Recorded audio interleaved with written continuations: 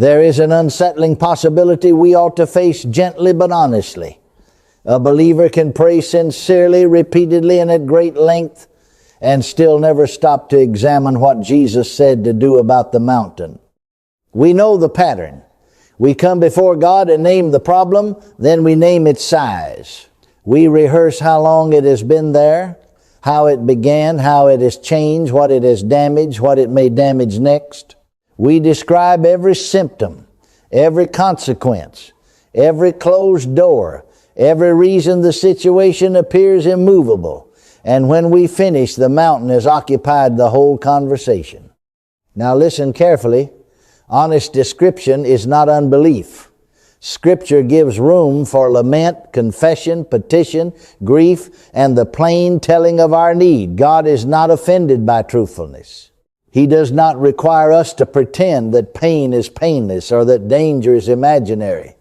The question is not, did you mention the problem? The question is, has describing the problem displaced discerning your response? That is different. A prayer may be earnest and yet remain passive. It may report the obstacle without ever asking what action the text assigns to faith. It may tell God what the mountain is doing while never considering what Jesus told the believer to do in relation to that mountain. Are you following me? We are not criticizing prayer. We are examining whether our practice of prayer has attended to the whole instruction. So here's the governing question for this teaching. When should a believer ask God, and when should faith address the obstacle directly? Do not answer too quickly. One careless answer can turn dependence into passivity. Another can turn boldness into presumption. If we say only ask, we may ignore language Jesus plainly used about speaking.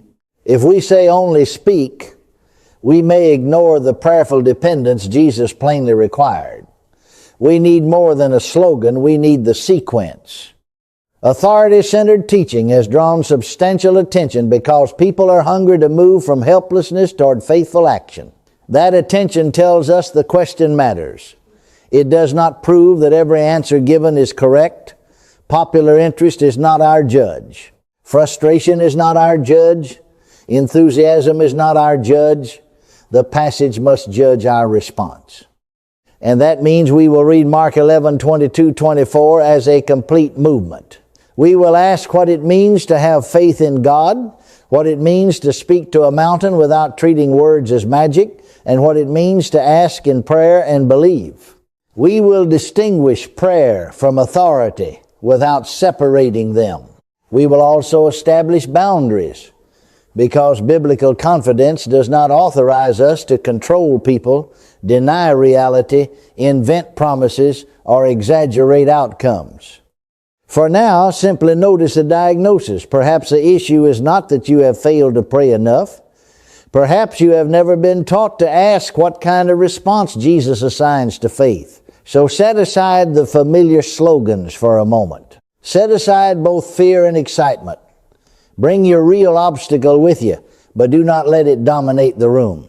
Let us look closely at the words of Jesus, and let the text tell us what comes first, what comes next, and where each response belongs. Jesus gives us the order in Mark 11:22-24.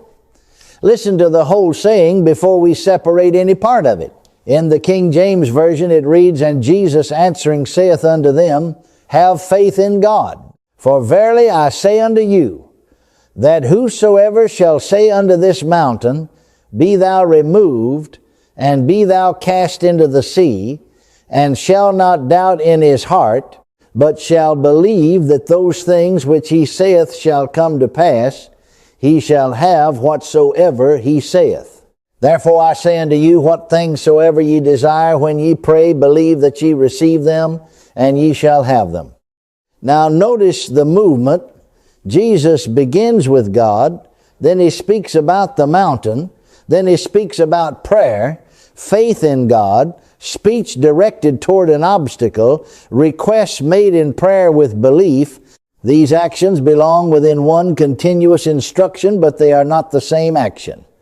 The mountain is addressed, God is trusted, Requests are made in prayer. Keep those distinctions clear and keep the passage together. We get into difficulty when we take one clause out of that movement and make it carry the entire teaching. Someone quotes, "Whosoever shall say unto this mountain," and stops there. Soon the emphasis falls almost entirely upon saying how forcefully one says it, how often one says it, whether one can maintain the right intensity. But Jesus did not begin with the believer's voice. He began, "Have faith in God." Detached from that beginning, bold speech can sound as though power originates in the person speaking, as though words work because the speaker has generated enough certainty. The text gives us no such independence. Whatever mountain-directed speech means, it stands beneath faith in God. But there is an opposite mistake. Someone moves immediately to "when ye pray," and treats asking as the only response faith can make. Asking is plainly in the passage. Believing prayer is plainly in the passage. Yet the same instruction also contains, "Say unto this mountain." We cannot preserve the prayer clause by quietly removing the speech clause. If Jesus included both, our interpretation must make room for both. Are you seeing it? We are not choosing dependence instead of agency, and we are not choosing agency instead of dependence. Jesus places responsive action under dependence upon God. That is the architecture. Put it into a simple map. First, the source, God, the one in whom faith rests. Second, the obstacle, the mountain that is confronted rather than merely observed. Third, the request, what is brought to God in prayer. Fourth, belief, the inward trust that accompanies both the speaking and the asking. Fifth, response. The believer does what the instruction requires, whether that means addressing what must be addressed, asking for what must be received, or acting obediently upon what God has made clear. That map is not yet a mechanical formula. Do not hurry and turn 5 observations into 5 steps that promise control. We still must ask what qualifies as a mountain when speech toward it is warranted, and how direct address works alongside prayer. Those questions remain before us. For now, settle the order in your thinking. Say it quietly if it helps you remember. Faith in God comes first. Speaking does not replace trusting. Asking does not erase speaking. Belief does not make either response independent of God. Bring your real obstacle back into view. Do you feel the pull toward one extreme? Perhaps anxiety makes you ask endlessly while avoiding a response you already know you must make. Perhaps excitement makes you eager to speak before you have submitted the matter to God. Let the passage correct both impulses. It does not leave us helpless, and it does not make us sovereign. Before any word is directed toward a mountain, faith is directed toward God. That first phrase is not a warm-up to the teaching on authority. It is the safeguard that governs everything that follows. So now we must slow down over those words. Have faith in God. Have faith in God. Let those words retain their full weight. They are not a brief introduction we hurry past on our way to the more dramatic language about mountains. They control that language. They tell us where confidence begins, where authority comes from, and where every act of faith must remain. Faith is not faith in faith. It is not confidence in our ability to sound certain. It is not trust in a technique, a phrase, or an emotional condition we manage to produce. Jesus directs faith toward God. Therefore, whatever confidence appears in the verses that follow is dependent confidence. It is strong in expression because it remains dependent in origin. Think again of an authorized messenger. The messenger does not create the message, invent the assignment, or supply the authority behind it. His confidence rests in the one who sent him and in the task he was given. He may speak plainly because he is not representing himself. If he begins enlarging the assignment, issuing commands he was never given, or treating his own preference as the sender's will, confidence has become presumption. But if he whispers timidly because he feels personally unimpressive, he has forgotten the same truth from the other direction. The authority never depended upon his volume or personality. Now bring that distinction into the passage. The believer is not a helpless spectator standing before every obstacle with nothing to do but describe it. Yet neither is the believer an independent creator whose words make reality answer to personal desire. We are responsive servants. We trust God, attend to what he has said, receive the responsibility he assigns, and act beneath his authority. That is why humility and authority are not opposites. Humility says, this did not originate with me. Authority says, but because it has been entrusted, I must respond faithfully. Humility does not require paralysis, and confidence does not require self-exaltation. In fact, submitted confidence can be steadier than self-generated boldness because it does not have to keep proving itself. Are you following this? Your words do not pressure God into cooperation. They do not manufacture a world merely because you pronounce them intensely. They do not make every private desire binding upon heaven. Faith does not place God under the authority of the speaker. The speaker remains under God. Say this with me, slowly. Received authority remains submitted authority. Again, received authority remains submitted authority. That one sentence protects us on both sides. It keeps the cautious believer from assuming that submission means doing nothing, and it keeps the eager believer from assuming that boldness means doing anything. We may act because we are not abandoned. We must remain submitted because we are not sovereign. And notice how accessible this makes obedience. You do not need a platform. You do not need a commanding temperament. You do not need theatrical speech, a special tone, or a personality that fills the room. The question is not whether you can perform confidence. The question is whether you can hear the instruction, trust the one who gives it, and obey within its boundaries. So settle this before we go farther. Power is not hidden in the loudness of a sentence. Confidence rests in God. Responsibility belongs to the believer. Authority, when given, remains under the giver. Now the source is clear. But dependent faith is not left without an assignment. The next clause does not say merely to keep looking at the mountain or reporting it. It says, whosoever shall say unto this mountain. Then what is faith instructed to say, and what does it mean to address an obstacle without turning speech into magic? That is where we must look next. Now notice the direction of the word say unto this mountain. Jesus does not say only tell God about the mountain. He includes that in the larger passage, prayer is coming. But here the speech is pointed toward the obstruction itself. The mountain is not merely the subject of a conversation elsewhere. It is addressed. And notice another word, this mountain. Not every mountain in everybody's life, not every circumstance that displeases you, not a grand announcement that the believer now controls whatever happens. This mountain, the obstruction actually in view. The language is specific before it is expansive.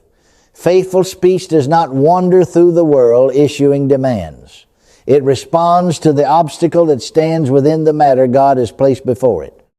Now there are three very different postures, and we must not confuse them. The first posture endlessly describes the mountain. It keeps giving the obstacle fresh language, fresh attention, fresh importance. Every sentence announces how immovable it is. The second posture pretends the mountain is not there. It calls denial faith and refuses to acknowledge what is plainly present. But the third posture sees the mountain, remains anchored in God, and addresses the obstruction according to the instruction given. That is the posture Jesus presents. Faith does not deny the mountain's presence. It refuses to let the mountain have the only voice. What does faith say? The text gives direct, outcome-oriented language. Be thou removed, and be thou cast into the sea. In plain words, the speech is not admiration of the obstacle, analysis of its strength, or surrender to its permanence. It speaks toward removal. It answers the obstruction with the response authorized by the passage. But listen closely. Jesus joins saying with believing. He speaks of the one who says and does not doubt in the heart, but believes. So this is neither empty recitation nor silent optimism. Saying without believing can become a verbal routine, a sentence repeated while the heart remains fixed upon the mountain supremacy. Believing without saying, when speech has been assigned, can become inward agreement that never takes obedient form. The passage joins the inward and the outward. Trust in the heart, response with the mouth. That does not mean the sentence must be dramatic. Suppose someone is assigned to deliver a clear instruction. This entrance must remain closed. He may state it calmly and still state it with full authority. Shouting it 10 times does not enlarge the assignment. Adding impressive words does not strengthen the instruction. Its weight comes from the authority behind it and the faithfulness with which it is delivered. So remove the performance. Volume is not authority. Emotional heat is not authority. A repetition count is not authority. An unusual vocabulary is not authority. You may repeat a truth to steady your attention, but repetition does not turn unauthorized desire into authorized speech, and it does not transform unbelieving words into a spiritual mechanism. Now examine your present language. How much of it merely enlarges the obstacle? How often do your words rehearse what cannot happen, what has never changed, and why obedience will probably fail? And how little of your speech expresses a settled response governed by the text? Do not manufacture a declaration. Do not deny what you see. Simply recognize the neglected direction in the passage. When speech toward the obstacle is warranted, address the obstacle instead of continually narrating its dominance. But now we must keep reading. If Jesus tells us to speak to the mountain, why does he immediately speak about asking in prayer? Does direct address make petition unnecessary? No. Then how do these two responses belong together without either one displacing the other? That is the next movement we must see. Now keep reading into verse 24. Therefore I say unto you, what things soever ye desire, when ye pray, believe that ye receive them. The same Jesus who says, speak to this mountain, also says, when ye pray. The same passage that gives language toward an obstruction retains asking. Therefore we must not build a doctrine from one verse that makes the next verse unnecessary. Here is the basic distinction. Prayer is directed to God. In prayer we ask, we seek wisdom, help, provision, strength, understanding, or direction from the one upon whom we depend.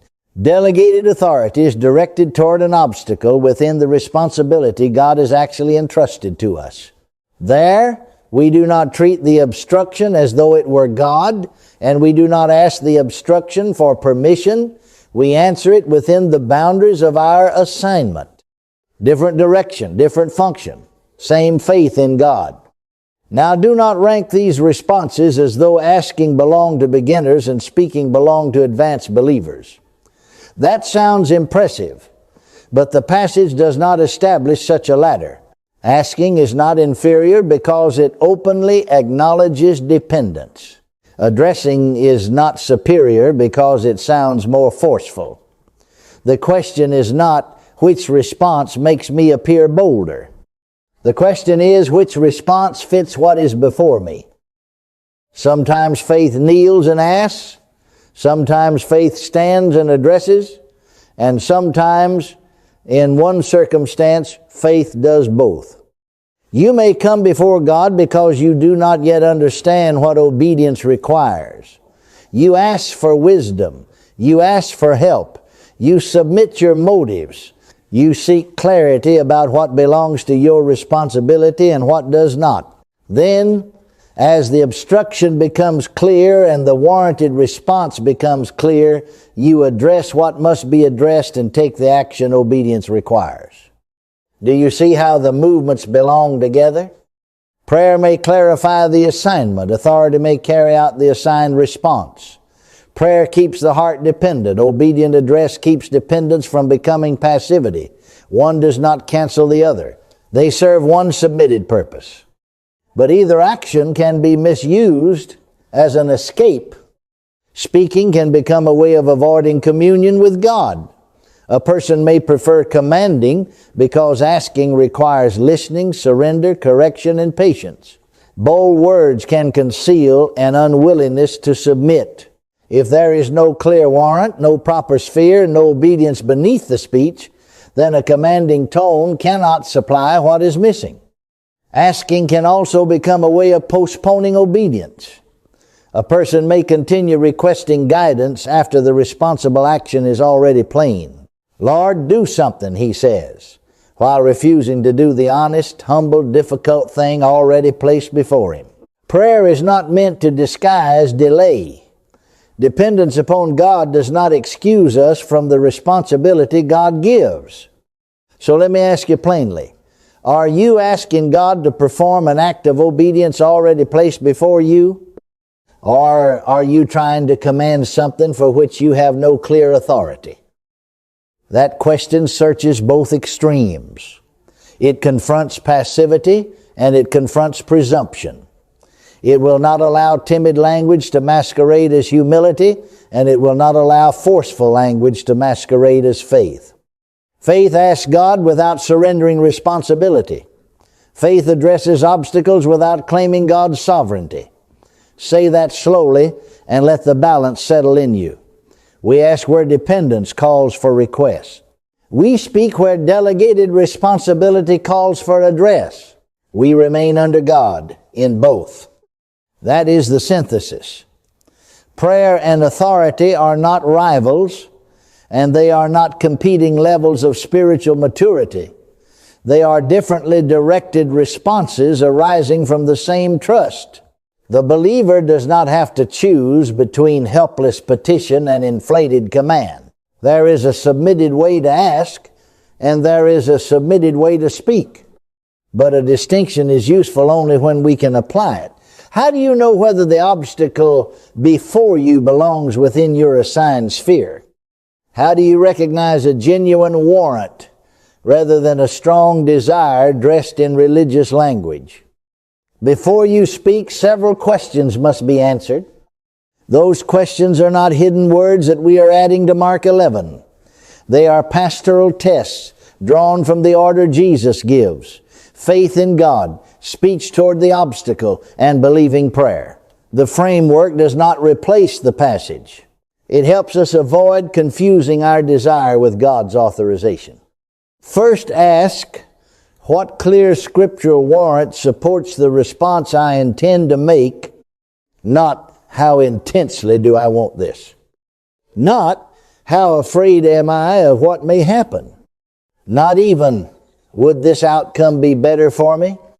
Intensity can reveal concern, but it cannot confer authority. Fear may explain why you feel urgency, but urgency does not establish permission. Preference may be sincere, but sincerity alone does not make a declaration warranted. So begin with warrant. Has God made the responsibility clear through what Scripture teaches? Is the intended response consistent with His character and commands? Or are you asking confident words to carry a conclusion you have not actually received? Slow down there. Boldness is valuable only when truth gives it ground to stand upon. Second ask, does this obstacle lie within my sphere of responsibility and obedience? Some things confront your own conduct, your own habits, your own assigned work, or your own response to resistance. Those matters may require you to speak plainly and act faithfully. But another person's will is not an object for your control. You may pray for that person. You may speak truth, establish a proper boundary, offer forgiveness, seek reconciliation, or refuse participation in wrongdoing, you may govern your response. You may not turn spiritual language into a means of governing another person's choices. Are you listening? Authority must be tested not only by the words spoken, but by the target toward which they are directed. Third, ask, what must I request from God before I know how to respond? Perhaps the matter requires wisdom you do not possess, help beyond your strength, provision you cannot produce, or direction you have not yet discerned. Then ask. That is not weakness. That is the proper movement of faith toward God. Believe that He is heard, trusted, and able to supply what you cannot supply for yourself. Believing reception in prayer is not pretending you already control the visible outcome. It is receiving from God with trust rather than praying as though everything rests upon your anxiety. Fourth, ask, do I already know the next faithful step? That question may uncover delay. If you already know that you must tell the truth, make the call, keep the boundary, complete the work, apologize, seek help, or stop cooperating with what is wrong, another round of asking may simply postpone obedience. Prayer prepares action. It must not become a shelter from action. Now, many real situations will require a mixed response. Pray for what only God can supply. Address what you have legitimate warrant to address. Then perform the next responsible action available to you. Ask for wisdom. Speak to the obstruction within your assignment and take the step that agrees with what you have prayed and spoken. No performance. No attempt to guarantee your preferred result. Just dependent trust joined to responsible obedience. Keep the sequence where you can remember it. Warrant, sphere, direction, action. What authorizes the response? Does the matter belong within your responsibility? Should these words be directed to God in request or toward an obstacle in legitimate address? What obedient action follows? That test gives you a faithful starting point, but it also raises the next necessary question, because even a useful framework can be stretched beyond its purpose. We must now examine the sender, the sphere, and the limit, so enthusiasm does not claim more authority than God has entrusted. Begin with the sender. If authority is delegated, then its reach is determined by the one who delegates it. We do not create an assignment by wanting one. We do not enlarge an assignment by speaking confidently. Desire may bring us to prayer, but desire does not become divine authorization merely because we put it into the language of command. That is where believing God must be distinguished from demanding that God endorse our chosen result. Faith trusts God. Presumption selects the outcome, fixes the timetable, chooses the means, and then insists that God prove His faithfulness by following our arrangement. Those are not the same posture. We may ask boldly, we may obey boldly, but we remain the ones who trust. God does not become the one who must submit to our script. Now say the first word, sender, who stands behind this response. What has God actually made clear? If the answer is only this is what I strongly prefer, then do not disguise preference as authorization. Bring the desire honestly to God. Ask, listen, submit it. Confidence is safest when it has no need to pretend. Then consider the sphere. Where does this entrusted responsibility operate? It certainly does not give you ownership of another human being.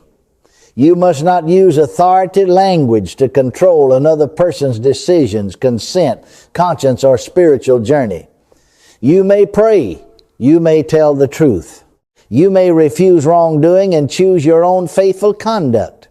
But you may not force another person's inward response and call that faith.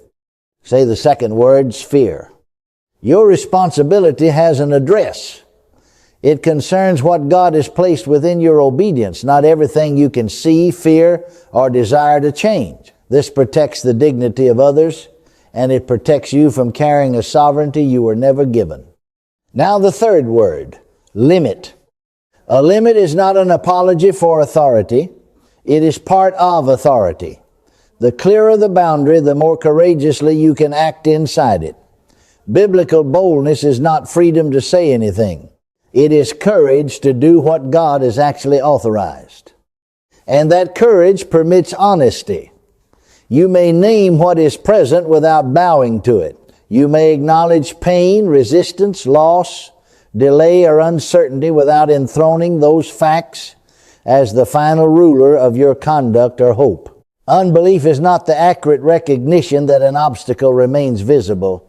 The issue is whether what you see will cancel what faithfulness requires of you.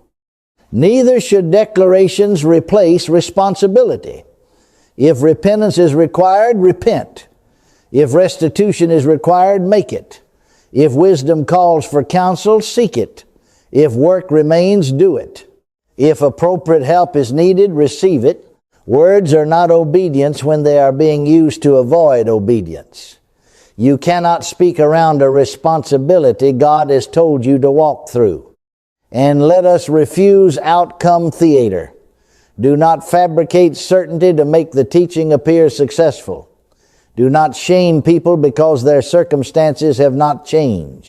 Do not declare that visible delay proves some hidden defect in their faith. We cannot know that merely from the fact of delay, and we must not protect a formula by condemning the person who is suffering. Review it with me. Sender, sphere, limit. Who authorized this? Where does it apply? Where must it stop? Those boundaries do not make faith timid. They make it clean, honest, and safe enough to practice. You may trust God without pretending. You may speak without controlling. You may act without claiming sovereignty. And you may remain faithful without manufacturing an appearance of immediate success. But now we face the harder question. What happens when you have prayed, spoken responsibly, and taken the faithful action, and the mountain still appears unchanged? It may still look the same. Let us say that plainly. You prayed. You spoke within the authority you understood. You took the responsible step before you. Then you looked again, and the obstruction was still visible. The condition did not change on your expected schedule. The resistance did not disappear. The door did not open. What does that delay mean? By itself, it does not prove success, and it does not prove failure. It does not automatically confirm that your words are working invisibly, and it does not automatically announce that faith has failed. Delay is not an interpreter. It is a condition in which you must continue trusting, examining, and obeying without inventing an explanation merely to relieve the tension. Now notice the temptation. When nothing appears to move, anxiety may seize upon repetition. Perhaps I did not say enough. Perhaps I was not forceful enough. Perhaps if I declare it again and again, I can create the certainty I lack. But perseverance is not verbal compulsion. Faith may repeat what is true because truth remains true. It may return to prayer because dependence remains proper. Yet the number of declarations does not manufacture authority, and intensity does not force an outcome. So what should you do? Review the matter without condemning yourself. Return to the text. Is your confidence still resting in God, or has it shifted toward your performance? Revisit the warrant you claimed. Was the response truly authorized, or did expectation run ahead of clarity? Reconsider the sphere. Are you governing your own obedience, or attempting to govern something that was never placed in your hands? Examine the expected outcome. Did God require that precise result by that means within that timetable? Or did you add those terms? Then ask whether any faithful action remains neglected. That is examination, not accusation. There is a difference. Examination brings the matter into the light so obedience can become clearer. Accusation begins with a verdict and searches for a fault to punish. We should be willing to receive correction, but we must not assume that every unresolved circumstance is evidence of secret rebellion, defective belief, or moral failure. And if clarity is missing, pray again. Ask for wisdom. Ask for direction. Ask God to expose presumption, fear, avoidance, or confusion, and remain willing to hear that the original response was incomplete. Returning to prayer is not retreating from authority. It is remembering where authority came from. Submitted people can ask without shame because dependence was never a lesser form of faith. Be especially careful with another person's suffering. Do not use this passage to explain what you have not been given knowledge to explain. An unchanged circumstance does not authorize you to inspect someone else's heart and pronounce a hidden failure. Stand with the sufferer. Pray with them. Encourage whatever obedience is clear. Refuse both false promises and cruel conclusions. This is mature courage. To tell the truth about what appears unchanged, remain dependent upon God, and stay available for the next faithful action. No panic, no pretense, no condemnation. You do not have to make the situation look resolved before you can remain faithful within it. Now you are ready to practice. Bring one real obstacle to mind. We are going to say less, mean what we say, remain within the boundary, and name the concrete act of obedience that follows. Bring it to mind now one real obstacle. You do not need to disclose private details, and do not select another person's will as your target. Choose something that genuinely confronts your faithfulness, something before which you need wisdom, courage, restraint, or action. Now take it through the 4 checks. What is the warrant? What truth or responsibility is actually clear? Then ask about the sphere. What belongs to your obedience and what remains outside your control? Consider the direction.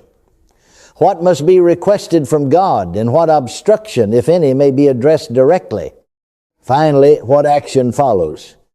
Not what action would guarantee the outcome you prefer, but what faithful step is available to you now.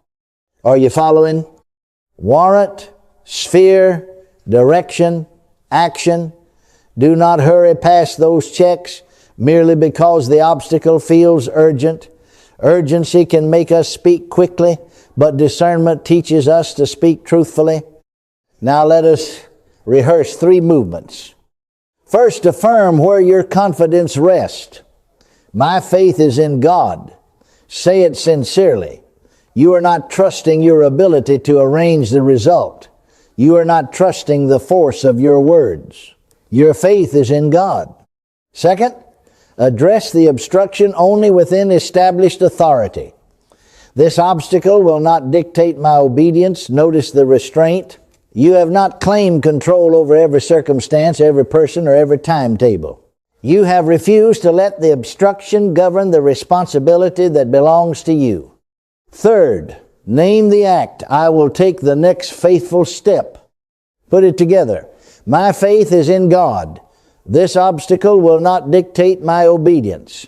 I will take the next faithful step. That is concise, submitted speech. It does not perform certainty, it prepares obedience.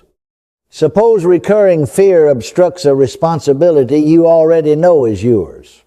Ask God for the help, steadiness, and wisdom you need. Then address the obstruction within your own response. Fear will not govern my obedience. After that, perform the responsible action. Begin the conversation, enter the task, or complete the duty fear has urged you to avoid. The words serve the action. Suppose the obstacle involves conflict within a family. Pray for wisdom, patience, and love, but do not command another person's will. Their choices are not yours to govern. Examine your own sphere. If fear, bitterness, or avoidance is obstructing conduct God has made clear, address that obstruction without pretending to control the relationship's outcome. Then take the step that belongs to you. Speak truth with love. Listen honestly. maintain a proper boundary, or seek peace without demanding another person's consent. Now consider financial pressure. Ask God for provision and wisdom. Refuse panic-driven conduct. This pressure will not drive me into fear, dishonesty, or reckless action. Then take an honest, practical step, review what must be faced, communicate responsibly. Seek sound help, or complete the work available to you. Do not promise that a sentence will instantly erase the obligation. Trust God, reject panic's rule, and act faithfully within reality. Can you practice this without me standing beside you? Yes. The framework belongs in your daily obedience. You can pause, examine, pray, speak within the boundary, and act. So return to the obstacle you chose. What will you ask of God? What may you address? Where must your speech stop? And what will you do next? Say less, mean more, then obey. When you meet that obstacle again, will you give it another uninterrupted account of its own power? Or will the conversation change because faith in God has made your assignment clear? Then let the conversation change. The next time you pray, you need not spend every moment telling God what He already knows, how long the obstacle has stood, how threatening it appears, and how helpless it has made you feel.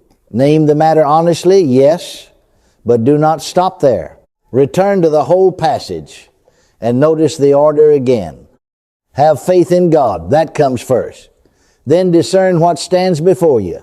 Ask God for what must come from Him. Address only what you have warrant to address. Remain within the responsibility entrusted to you, and take the action that agrees with your prayer and your words. That is the complete movement. Do not pull out the most dramatic clause and leave the rest behind. Confidence without dependence becomes presumption. Dependence without obedience can become passivity. But faith in God holds both humility and courage together. Humility does not mean you must remain motionless before an obstruction.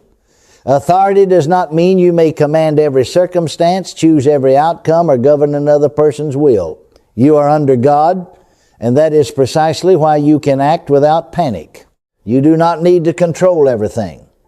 You need to be faithful with what has been placed within your response. Before this day is finished, read Mark 11:22-24 again. Read the complete sequence. Then write down one obstacle, not 10, just one. Beneath it, write what you should ask of God. Write what, if anything, you may rightly address. Mark clearly where your authority ends. Then choose the next faithful action and do not leave that action on the page. Now make this your response. My faith is in God. I will ask for what I need from Him. I will not surrender to helpless passivity. I will speak only within the authority given to me, and I will obey. Say it without performance. Say it as one who is dependent, responsible, and ready. We are not promising that the obstacle will disappear according to your preferred schedule. We are not arranging a spectacle to prove that faith is present. The victory in this moment is simpler and more searching. Helplessness no longer decides your posture. Confusion no longer chooses your words. And verbal excess no longer replaces obedience. Return then with humble courage. Trust God. Discern your assignment. Speak within it. And take the step that belongs to you.